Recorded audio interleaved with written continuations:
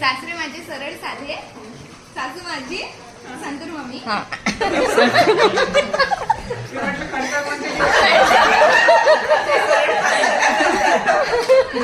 सासरे माझे सरळ साधे, सासू माझी संतूर मम्मी.